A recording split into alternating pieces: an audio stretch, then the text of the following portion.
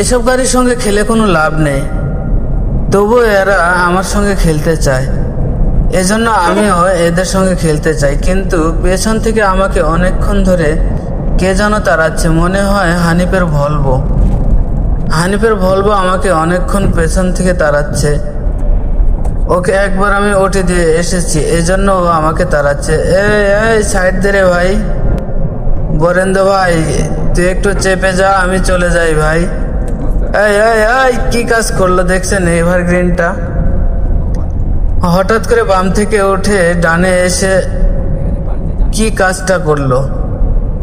এই বৌদি আমাকে একটু সাইড দিয়ে দাও ভাই, আমি বের হয়ে চলে যাই। আমাকে তাড়াচ্ছে পেছন থেকে। তুমি যদি আমাকে সাইড না দাও তাহলে তো ও আমাকে ওভারটেক করবে ভাই। একটু সাইড দিয়ে দাও ভাই, আমি বের হয়ে চলে যাই। বৌদি তো কথা শুনছেই না, বৌদি বাউলাচ্ছে খালি। এত বাউলালে হবে না বৌদি, তোমাকে তো আমি ওটি দেবই। আমাকে ওটি দিতে যেই আসবে আমি তাকেই ওটি দেব। এই বৌদি, এই চেপে যাও, আমি বের হয়ে চলে যাই। বৌদি অনেকক্ষণ পরে আমাকে সাইড দিয়ে দিল। বৌদি তুমি থাকো, আমি যাই।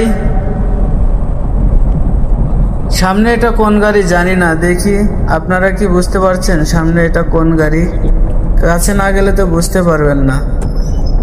এটা তো এভারগ্রিন গাড়ি। এভারগ্রিন গাড়ি, বাম দিয়ে আমাকে বের হতে দে ভাই। সামনে এটা কোন গাড়ি বলেন তো দেখি?